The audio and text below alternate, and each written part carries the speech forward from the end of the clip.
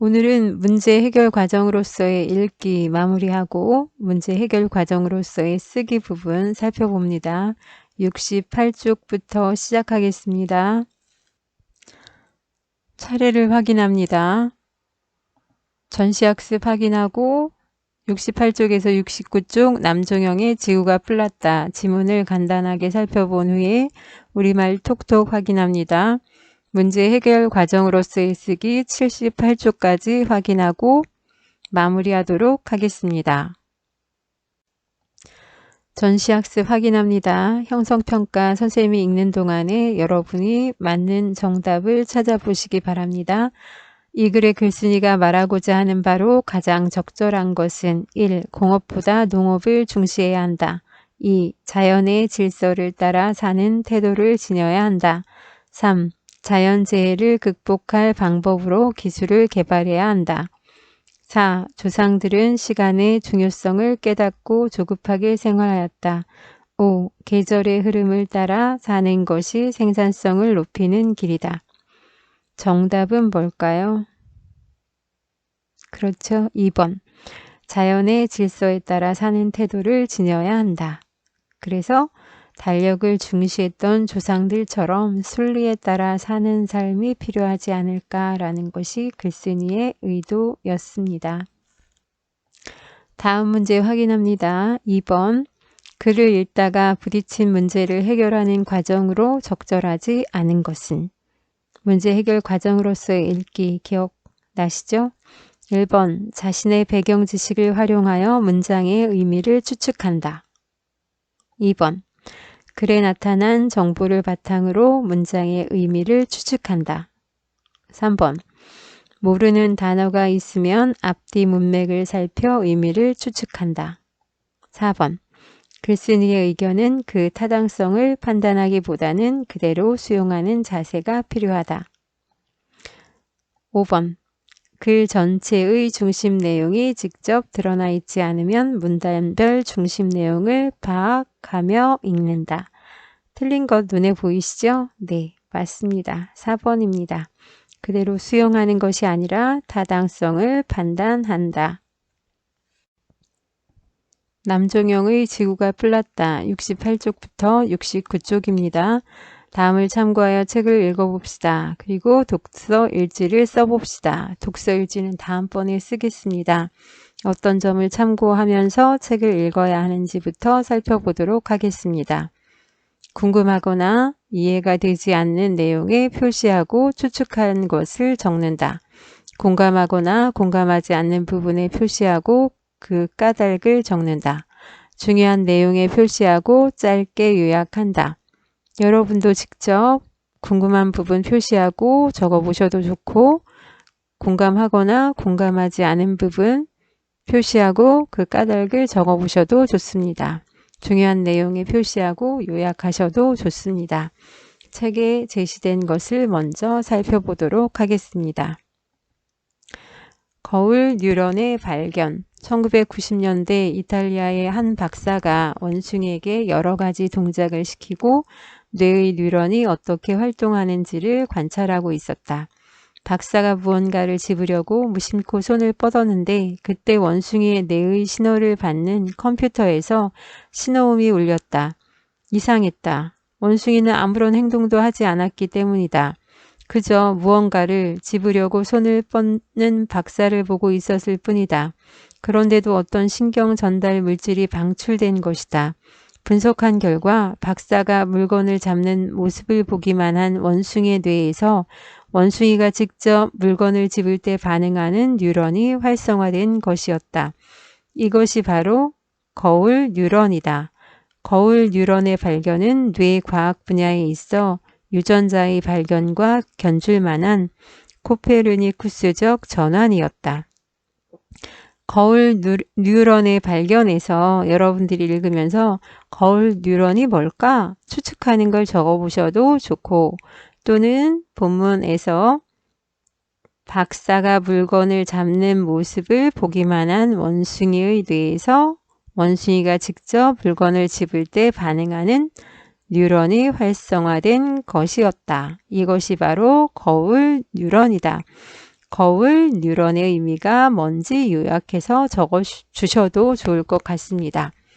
우리 교과서에서는 코페르니쿠스적 전환 부분의 밑줄을 쳤는데 어떻게 추측했을까는 다음 페이지에서 살펴보도록 하겠습니다. 앞에서 코페르니쿠스적 전환, 이게 무슨 말이지? 코페르니쿠스는 지구가 태양의 주위를 돈다는 지동설을 주장한 사람인데, 그만큼 사람들의 인식에 큰 변화를 가져온 중대한 발견이었다는 말인가 보네 추측했습니다. 거울 뉴런은 뇌 속의 작은 신경세포 회로에 존재하고 있었다. 거울 뉴런은 다른 사람이 잔을 지거나 미소 짓는 것을 보기만 해도 자신이 그런 행위를 하는 것처럼 활성화되었다. 누군가가 축구공 차는 것을 볼 때, 공을 차는 소리를 들을 때, 심지어 차다라는 단어를 말하거나 듣기만 해도 거울 뉴런이 반응했다. 이 단락의 핵심 내용을 정리했습니다. 다른 사람의 행동을 보기만 해도 거울 뉴런이 반응한다. 이후 다른 인간의 모든 행동이 거울 뉴런이 작용한다는 사실이 밝혀졌다. 우리가 목적의식 없이 또는 무의식으로 남을 따라하는 것은 거울 뉴런의 작용이라는 사실도 드러났다. 한 사람이 하품을 하면 주변 사람도 따라서 하품을 한다. 인지 능력이 발달하지 않은 신생아도 모방을 한다. 어린이들은 서로 따라하기를 즐긴다. 한 사람이 하품을 하면 주변 사람이 따라서 하품을 한다라는 부분에서 맞아. 친구가 하품하는 것을 보고 나도 모르게 하품했던 적이 있어. 거울 뉴런 때문이었구나. 공감하는 부분을 표시해 두었습니다. 이렇게 공감하는 부분 또는 요약할 수도 있고 잘 이해가 안 되는 부분은 추측해 볼 수도 있었습니다. 69쪽 본문 내용 함께 확인해 봅니다. 공감하는 인간, 공감하는 동물. 공감은 모방에서 비롯된다. 태어난 지 몇 시간 되지 않은 아기들이 모여있는 산부인과의 신생아실에서는 한 아기가 울면 다른 아기들도 따라오는 것을 쉽게 볼 수 있다. 이처럼 인간에게는 선천적인 모방 능력이 있다. 모방은 감정의 영역에서도 작용한다. 이를 공감이라고 한다. 인간에게는 타인이 고통받는 것을 보기 싫어하는 본능이 있다. 타인이 고통받는 것을 보는 순간 거울 뉴런이 반응하여 보는 사람도 고통을 느끼기 때문이다. 친구가 슬픈 일을 겪을 때 나의 기분이 울적해지는 것도 이 때문이다. 고통을 함께 느끼고 있는 것이다. 동물과 인간 사이에서도 거울 뉴런이 반응하고 공감이 이루어진다. 거울 뉴런의 존재를 처음 알게 된 실험실에서도 그러했다. 인간의 행위를 본 원숭이의 뇌 속에서 거울 뉴런이 작용했다. 그 반대도 성립한다. 다치거나 병들어 아파하는 동물이 있으면 이를 바라보는 사람도 마음 아파한다. 측은지심의 비밀은 바로 거울 뉴런에 있다. 측은지심의 밑줄을 쳤는데 잘 모르는, 이해가 되지 않는 내용의 밑줄을 치고 추측한 내용을 적은 것입니다. 뭐라고 추측했을까 한번 볼까요? 측은지심이 무슨 말이지? 불쌍히 여긴다는 뜻의 측은하다라는 단어는 들어봤는데 마음을 뜻하는 한자 심이 쓰인 걸 보니 측은지심은 불쌍히 여기는 마음을 뜻하는 말인 것 같아.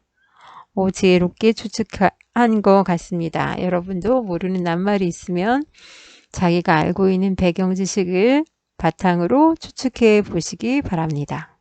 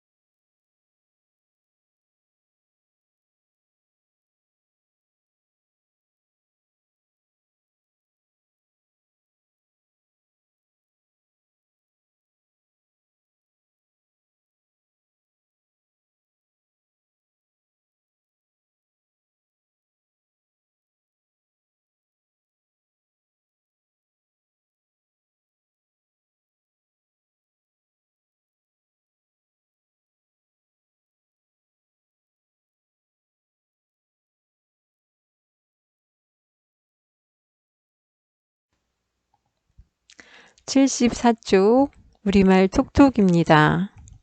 다음 빈칸에 알맞은 절기를 보기에서 찾아 써 넣어 봅시다. 못 따라오시면 멈춰두고 교과서 펴고 다시 확인하시면 됩니다. 우리 교과서 본문에서 절기는 농사 진도 표였다 라는 부분에서 우리 조상들은 해의 움직임에 따라 정해진 절기에 맞춰서 계절의 변화에 대비해서 한 해 농사를 지었다라는 표현이 있었습니다. 3월 21일쯤인 춘분은 본격적으로 농사를 시작하는 시기로 춘분이 지나면 씨앗을 뿌렸다. 6월 6일쯤인 망종부터 6월 21일쯤인 하지까지는 모내기를 했다. 이런 표현들이 있었는데요. 보기에 어떤 절기가 드러나는지 한번 살펴봅시다. 동지, 1년 중 밤이 가장 긴 날로 24절기의 하나. 팥죽을 쏘아 먹고 문이나 벽에 팥죽을 조금씩 뿌리는 풍습이 있다. 경칩, 개구리가 겨울잠에서 깨어난다는 날로 24절기의 하나. 날씨가 따뜻해져서 겨울잠을 자던 동물들이 땅속에서 깨어난다는 시기이다. 망종, 1년 중 곡식에 씨를 뿌리기에 가장 좋다는 날로 24절기의 하나. 이 시기에 모내기와 보리배기가 이루어진다. 동시하고 반대되는 절기는 뭐죠? 그렇죠. 하지죠. 하지는 낮이 길고 밤이 짧은. 그렇다면 그림만 봐도 보기에서 절기를 찾을 수 있을 것 같아요. 여러분이 먼저 써보세요. 개구리가 있으니까 당연히 경칩이겠죠. 3월 5일 경칩. 모내기를 하는 모습을 보니 망종이구나. 6월 6일쯤 망종. 팥죽 그림이 있는 걸 보니 12월 22일 동지. 다 맞추셨죠? 그러면 넘어갑니다. 75쪽 문제 해결 과정으로서의 쓰기. 읽기도 문제 해결 과정으로서의 읽기라고 해서 읽으면서 우리가 부딪히는 모르는 낱말이나 어구나 문장이나 중심 내용 어떻게 파악해야 할지 스스로 해결해 가면서 읽어야 한다면 쓰기도 마찬가지로 글을 쓰면서 부딪히는 문제들을 우리가 해결하면서 글을 써야 한다. 그렇다면 어떤 문제들과 부딪힐지 어떻게 해결해야 할지 살펴보도록 하겠습니다. 75쪽 여러분 먼저 책 펴시고 볼펜 드시고 살펴보시면 됩니다. 학습 목표 쓰기는 주제, 목적, 독자, 매체 등을 고려한 문제 해결 과정임을 이해하고 글을 쓸 수 있다. 주제, 어떤 내용을 쓸 것인지 글의 중심 생각을 주제라고 하고 목적, 글을 쓰는 목적이 단순히 독자들에게 이해시킬 목적인지 설득시킬 목적인지 혹은 감동을 줄 목적인지 목적에 따라서도 조금씩 달라지고요. 독자, 내 글을 읽는 독자가 누군지에 따라서 쉽게 쓸 수도 있고 어렵게 쓸 수도 있고 달라집니다. 매체 마찬가지입니다. 이 글이 어디에 실릴 것인지도 고려해서 글을 써야 합니다. 그렇다면 소단원 열기 먼저 봅니다. 자신의 글쓰기 경험을 떠올려 보고 글쓰기 과정에서 느꼈던 어려움이 무엇이었는지 짝과 이야기해 봅시다. 글쓰기는 누구나 그렇게 쉽게 쓰지는 못하는 것 같습니다. 어떤 걸 쓸까 정해야 하고 처음 부분은 어떻게 시작할까 고민하고 적절한 단어나 어휘가 떠오르지 않아서 또 고민하고 여러 가지 어려움에 부딪히는데 여러분은 어떤 것이 가장 힘들었는지 한번 적어 보실래요?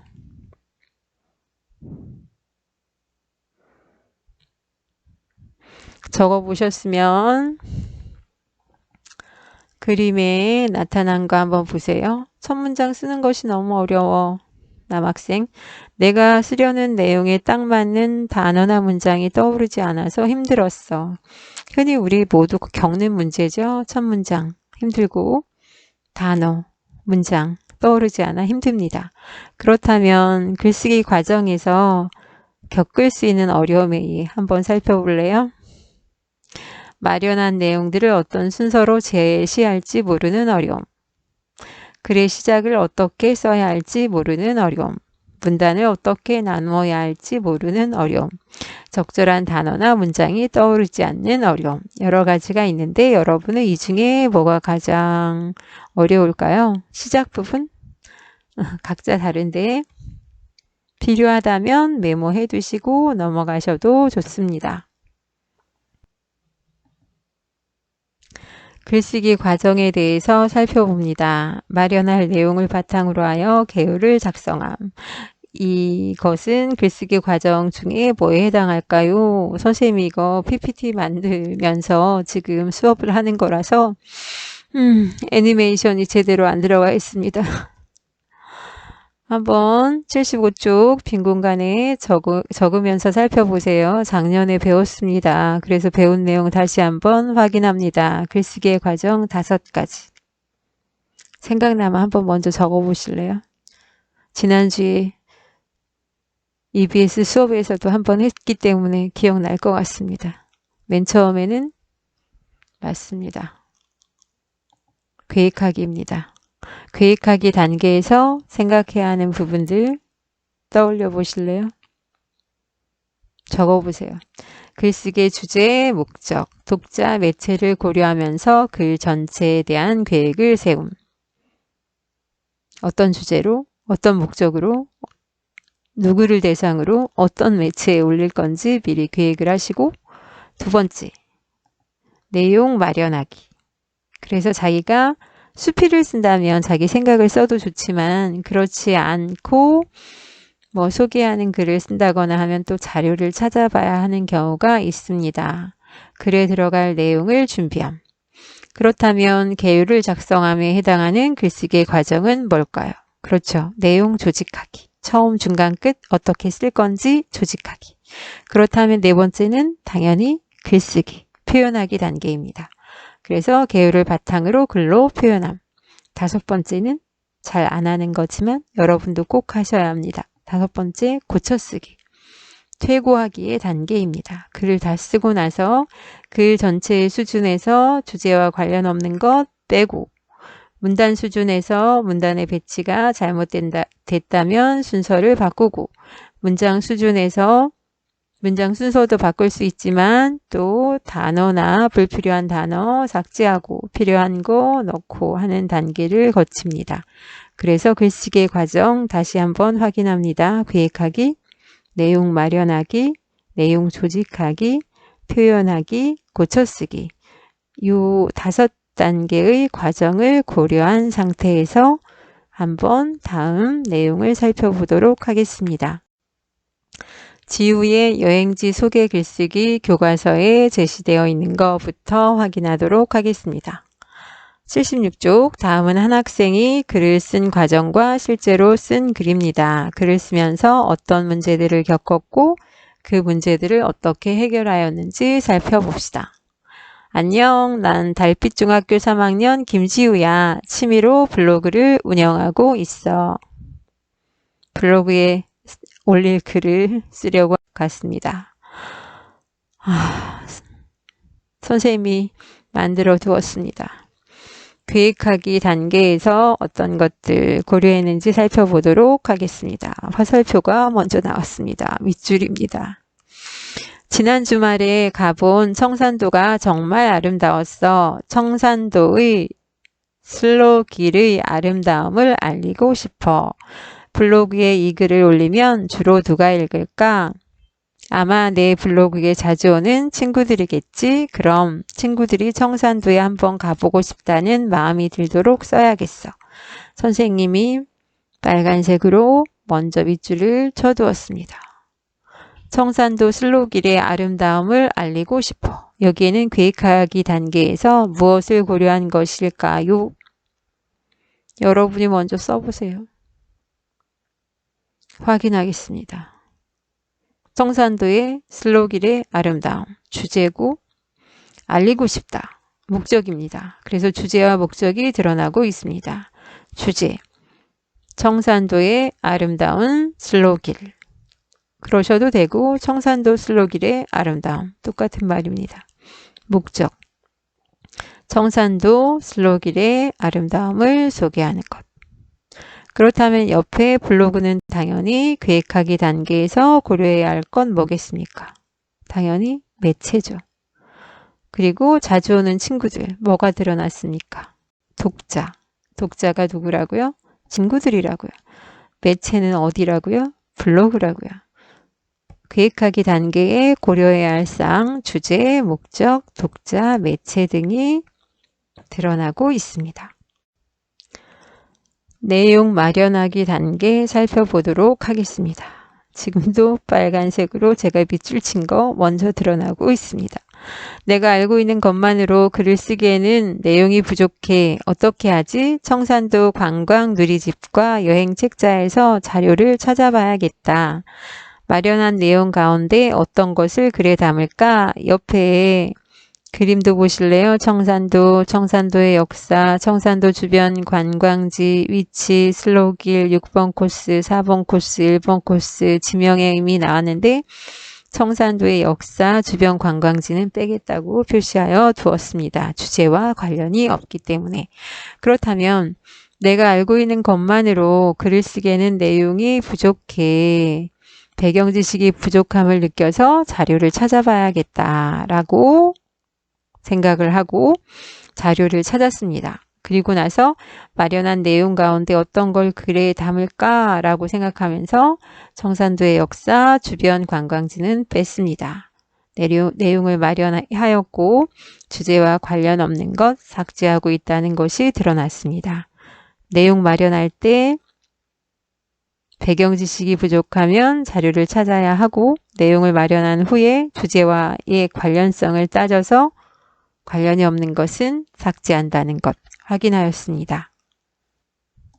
77쪽 내용 조직하기 세 번째 단계입니다. 순서 정하는 거. 자, 이제 계율을 짜볼까? 어떤 순서로 내용을 제시하는 것이 좋을까? 청산도를 소개한 뒤 1번, 4번, 5번 코스를 소개하는 것이 자연스럽겠다. 더 넣어야 할 내용은 없나? 1번, 4번, 5번 코스를 소개하기 전에 슬로길에 관한 전반적인 소개와 1번, 4번, 5번 코스를 추천하는 까닭을 넣어야겠어. 옆에 표 한번 보실래요?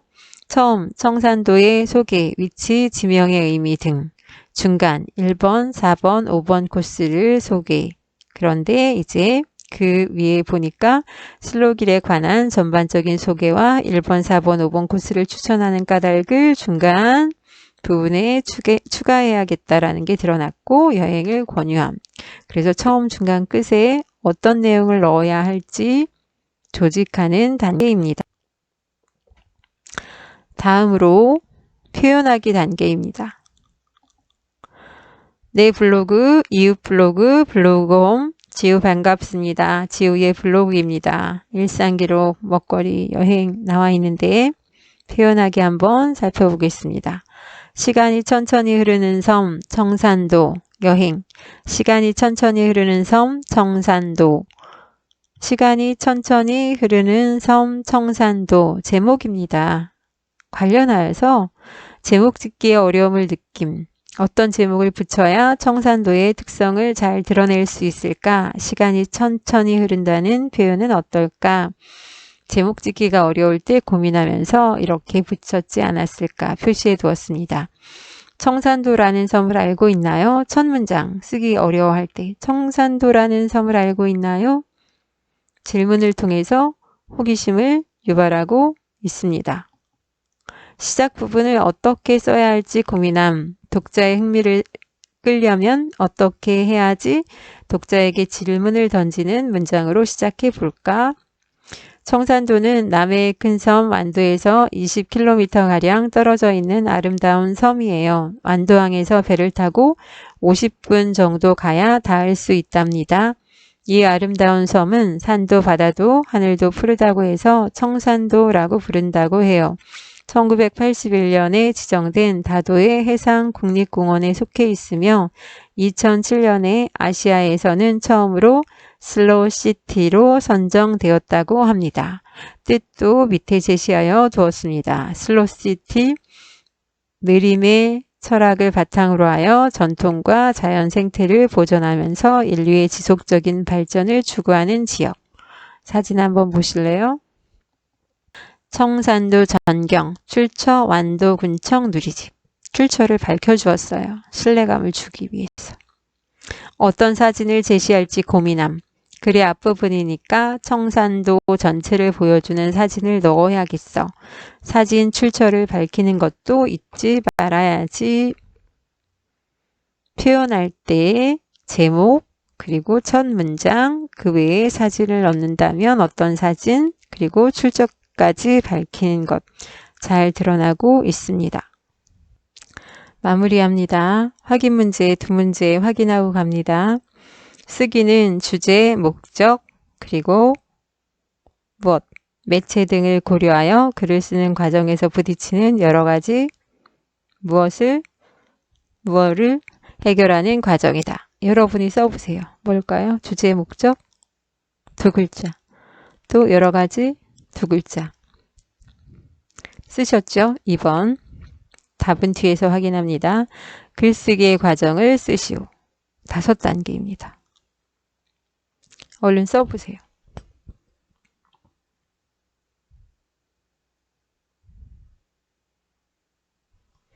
확인합니다. 다 못 쓰신 분은 멈춰놓고 여러분 먼저 쓰시고 그 다음에 정답 확인하세요. 1번.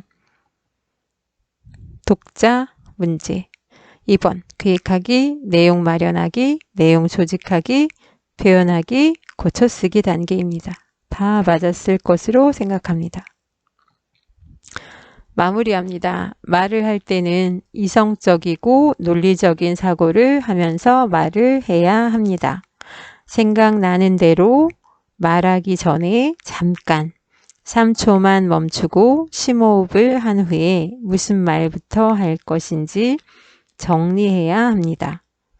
불만이나 푸념 섞인 말이나 부정적인 말은 가능한 한 사용하지 않도록 주의해야 합니다. 목소리에도 생각이 담겨 있습니다. 목소리의 속도와 높이, 그리고 크기를 잘 조절해서 말을 해야 합니다. 목소리에도 생각이 담겨 있습니다. 전화할 때 주의하셔야 합니다. 마무리합니다. 감사합니다.